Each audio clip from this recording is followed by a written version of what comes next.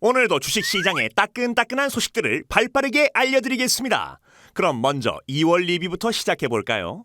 2월 국내 증시는 29일 종가 기준으로 6.2% 하락했습니다. 그나마 강세인 측면은 대형주와 IT 업종이었습니다. 2020년과 2021년의 연간 기업 순이익 전망치도 최근 4주간 마이너스 3.3%, 마이너스 1.9% 하향 조정되었습니다. 그중 2020년 코스피 기업 순이익 전망치는 마이너스 3.9조 원 하향되었는데 에너지, 화학, 철강 등 경기 민감 업종이 줄줄이 하향되었습니다.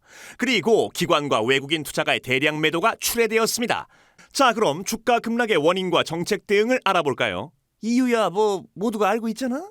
2월 중국 국가통계청 제조업 구매관리자 지수는 35.7포인트까지 떨어졌는데요. 이를 반영해서 중국의 1분기 GDP 성장률 컨센서스도 4.1%까지 떨어졌습니다. 이처럼 코로나19가 확산되면서 제조업과 기업 활동 모두가 제약을 받고 있는 상황인데요. 그중 특히나 중국 의존도가 높은 한국 수출 증가율이 걱정되실 겁니다. 다행히도 수출 증가율은 저점에서 반등 중이긴 하지만 일별 수출 증가율은 다시금 감소되는 분위기인데요. 어째 불안하다. 그래서 안전자산 선호 심리가 높아지면서 신흥국 가산금리와 달러화는 업 뿐이랴 대표적인 위험 안전자산 비율인 구리 금 가격 비율은 급락하고 있고 동시에 미국의 기대 인플레이션도 함께 떨어졌습니다. 요즘은 나이가 들었나 이 형아도 안전한 것들만 계속 보이더라고. 이처럼 경기 하강 리스크는 점점 커지고 금융시장에서는 디플레이션의 우려도 있어서 글로벌 중앙은행의 통화정책은 더욱 완화적으로 진행될 것으로 보이는데요. 실제로 이번 주 초 미국 연방준비위원회에서는 한 번에 금리를 화끈하게 50bp를 내려버렸죠. 이놈의 코로나가 무섭긴 무서운 모양이네. 그건 그렇고 미국도 금리 인하를 했으니 한국은행도 따라서 금리 인하해야 하는 거 아니야?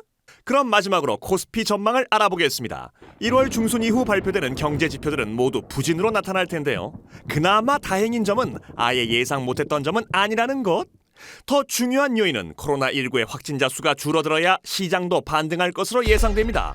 코로나19 발생 이후 2월 중순까지는 중국 주식시장만 부정적인 모습이 보였었는데요. 2월 19일, 2월 24일 이후에는 전 세계적으로 증시가 다 떨어지는 모습을 보였습니다. 지구별 전체가 난리구만. 주목할 만한 건 2월 중순 이후 중국 증시가 글로벌 대비 선방했다는 점인데요.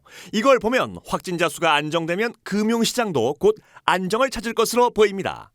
자, 그럼 삼성자산운용 주식시장 전망, 좋아요와 구독 눌러주시고 다음 달에 만나요.